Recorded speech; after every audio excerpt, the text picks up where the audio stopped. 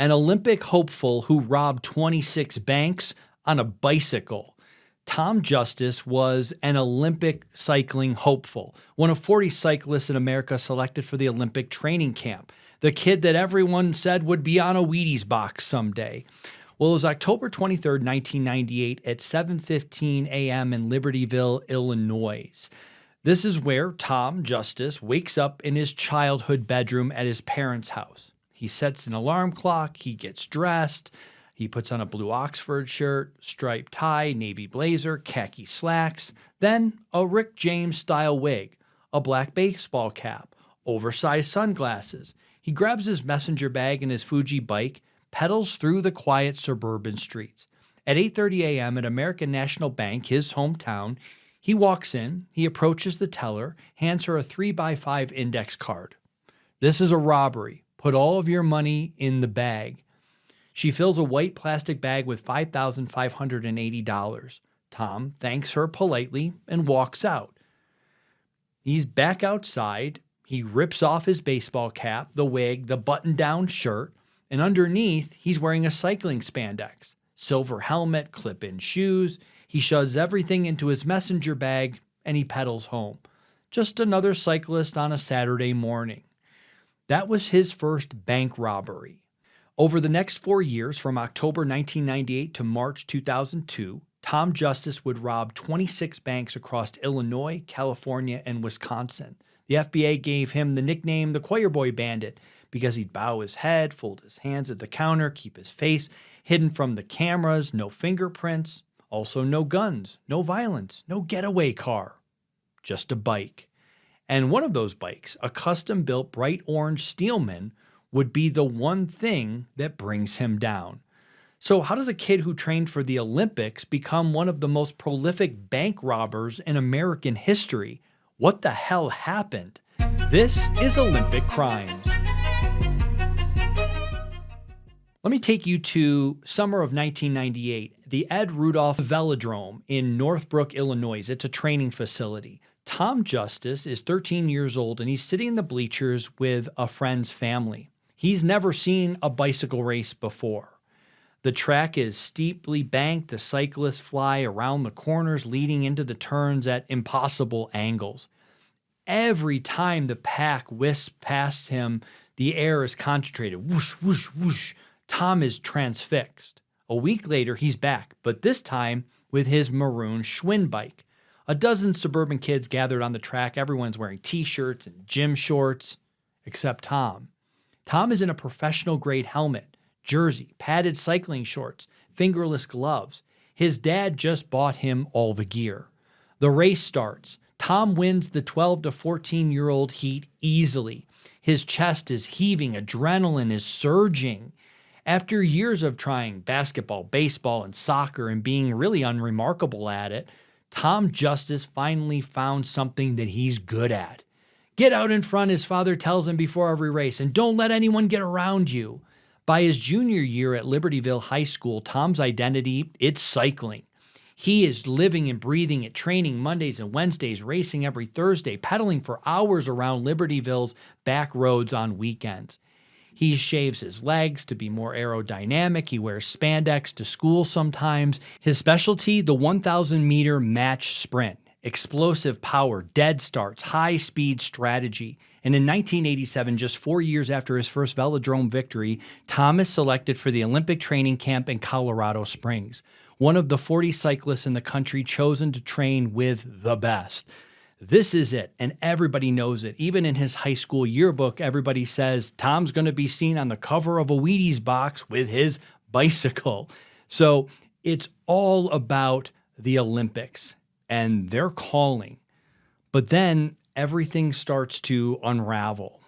After high school, Tom's commitment to cycling, it starts to fade. Instead of training, he's breaking into empty houses with his buddies, smoking cigarettes, chugging beers. He enrolls at DePaul University in Chicago, but Tom still harbors really grandiose expectations. So he makes a list, professions that he wants to try: emergency medical technician, helicopter pilot, locksmith, priest, underwater welder, French Foreign Legion.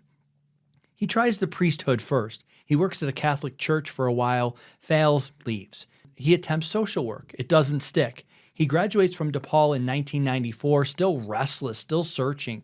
So he moves to Los Angeles to train with the U.S. Olympic team. This is his chance. He races at the 5,000-seat Olympic velodrome at Cal State Dominguez Hills. But the other cyclists can tell Tom lacks discipline. One sprinter named Bill Clay, who would go on to compete in the 1996 Olympics, watches Tom loop around the track one day. "Where's his head?" Bill says to Tom's girlfriend, Laura. "Tom's fast, but he doesn't train right. He needs to apply himself." Tom washes out. He returns to Chicago. He failed to make the 1996 Olympic team. He's 28 years old, working odd jobs, living with his girlfriend Laura in Ravenswood.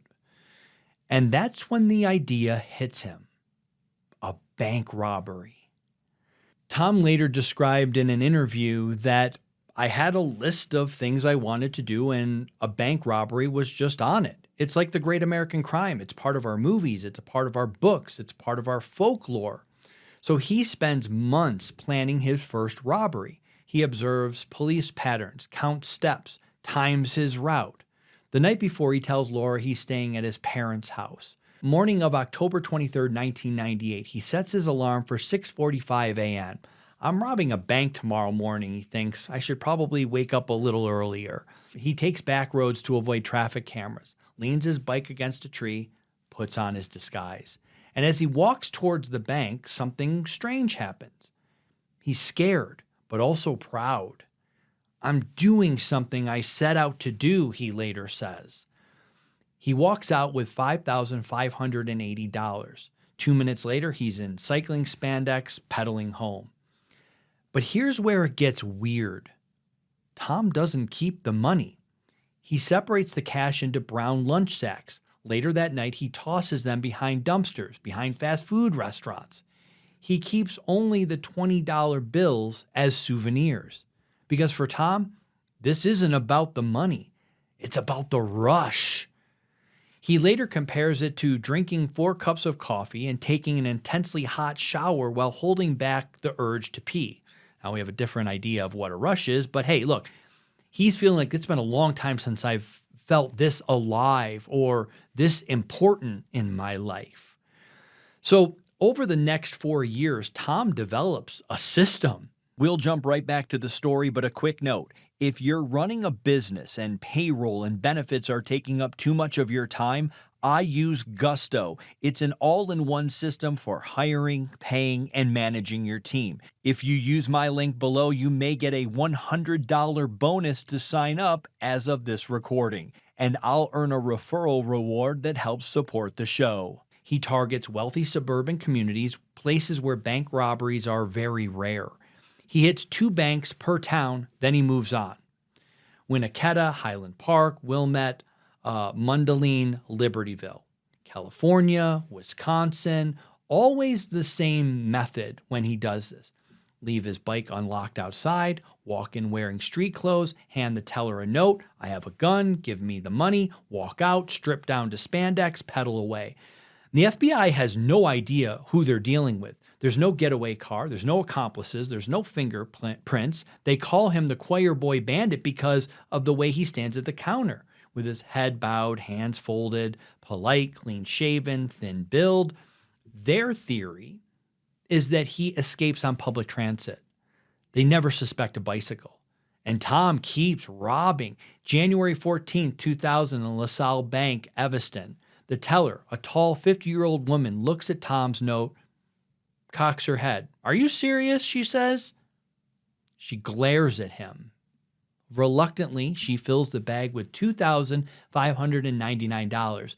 Thank you so much," Tom says politely. She shakes her head disapprovingly. By now, Tom has robbed enough banks that he's feeling confident. He's got his mojo. He's maybe a little too confident. Because what he doesn't know yet is that his Olympic dream, it isn't dead.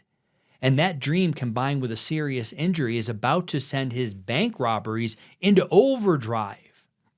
Now, let me take you to San Diego. It's January of 2000. Tom tells Laura He's moving to Southern California to train for the Olympic trials. His plans are already in motion. He's 29 years old. This is his last shot, and he wants to go for it. He moves to San Diego. He trains at the outdoor velodrome, works through the Olympic strength training regimen every single morning. But within a month, he's squatting 500 pounds. His explosive dead start is getting deadlier. He's rounding up to be in the best shape of his life. And as a Category 1 cyclist, one of only a handful in the United States, he is an automatic qualifier for the Olympic trials. So this is it. The game, the dream is back on. But the monotony of training starts to set in. And that secret identity, that rush from the bank robbery, it's calling for him. And he answers. February 15th, 2000, bank in Encinitas. March 1st, Encinitas again. March 21st, San Diego. 2 banks in one day. The biggest score yet, $10,274. But then one morning, an intense pain in his lower back. He threw out his back in overtraining. It takes weeks before he can pedal without agony the next day. But his plans to race in the Olympic trials, they're over. Too much pain. He's devastated.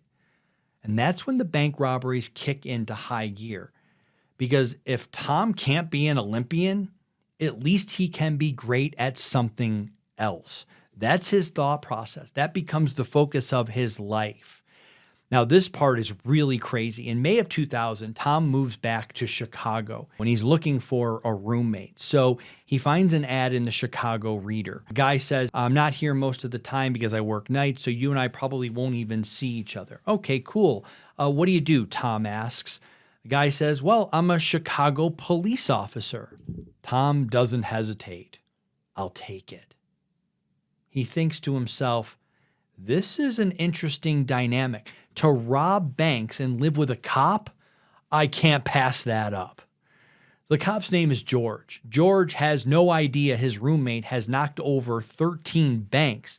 And over the next year and a half, Tom keeps robbing.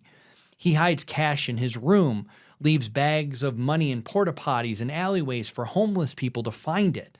Eventually, he starts keeping some of the cash, not for luxury, for expenses, you might think. No, for cocaine. Halloween 2001, Tom tries crack cocaine for the first time, and then the robberies become more frequent, more reckless. He's not planning as carefully. He's not observing police patterns like he used to. And then in March 7, 2002, at Union Bank in Walnut Creek, California, Tom walks in, hands over the note, gets $5,122. He walks out. He strips down to spandex, starts pedaling. Police officer Greg Thompson is driving to the scene when a guy on a bright orange bike flies past him. Now, the suspect was described as wearing a button-down shirt and slacks. This guy's in spandex. But Thompson, an 18-year veteran, has a hunch. He pulls up alongside the bike and he says, hey, where are you going? Tom says, just out for a ride, very calmly. Mind if I look in your bag? The officer says, yeah, no problem, Tom says. I just have to unclip from my bike pedals over here. Then, using the explosive acceleration that made him an Olympic hopeful, Tom bolts. He swerves around Thompson's car, crosses 2 lanes, hops the curb. Thompson radios for backup. Another officer, Sam Dexter, pulls up ahead. Tom sprints towards him, sprints down a side street. Police swarm the area. Helicopters are overhead, K-9 units, SWATs. I mean, this is a bank robber. They find cycling shoes and an orange bicycle, but no bicyclist, because Tom is hiding in a narrow animal burrow in the riverbank, 11 feet deep in mud and darkness. He waits there 6 hours until the helicopter starts cycling. Then he crawls out. His prized orange Steelman bike is gone. He walks 2 miles to his car, drives back home, and he starts packing. He gets out of there. He flees to Tijuana, Mexico. Now, let's talk about this bike, because that bright orange Steelman was Tom's undoing. Police photographed the bike and they posted online. Steelman Cycles only builds about 50 frames per year. They're all custom made. They're hand built. They're easily traceable. 1 month later, the manager of a bike shop in Chicago sees the photo. He calls the Walnut Creek police. He says, "Hey, I assembled that bike. I know the original owner, and I know the guy who bought it secondhand, Tom Justice." Now, it's May of 2002. Tom returns to Libertyville from Mexico. He has dinner with his parents. He leaves their house around 8 p.m., and then he notices a police car following him. Then another. Then another. He pulls over. 5 cops surround his car. Their guns are drawn. Tom feels no fear or sadness. He actually feels relief. It's finally over. Now, in the interrogation, Tom confesses to everything, all 26 bank robberies that he's committed, even the ones the FBI hadn't connected to the choir boy. Now, the total haul for all of this is $139,338. The average per robbery was $4,975. Tom robbed more banks than John Dillinger and made less money than a luxury car. And he was facing up to 120 years in prison. But because he had never used a weapon and he cooperated fully, he was sentenced to 11 years. He served 9 years. He was released in 2011. So after his release, Tom returned to the Ed-Rudolph Velodrome, the same track where he fell in love with cycling at age 13. He still races there today, right now, and he works at a donut shop in that area. So the cops who come in for their morning coffee have no idea that the 52-year-old handing them their chocolate glazed is one of the most prolific bank robbers in American history. Tom's former roommate, another guy named Marty, later said, "Tom's full confession wasn't about justice. It was a statement of purpose. I'm not just a bank robber. I'm a great bank robber." Tom never made it to the Olympics, but he did become exceptional at something, just not what anyone expected. The truth is, innocent people end up in true crime stories every day. Don't let it be you. Download the Protect Yourself toolkit below. But for now, keep the true crime binge watching going because we've got another unbelievable episode ready for you to watch right now.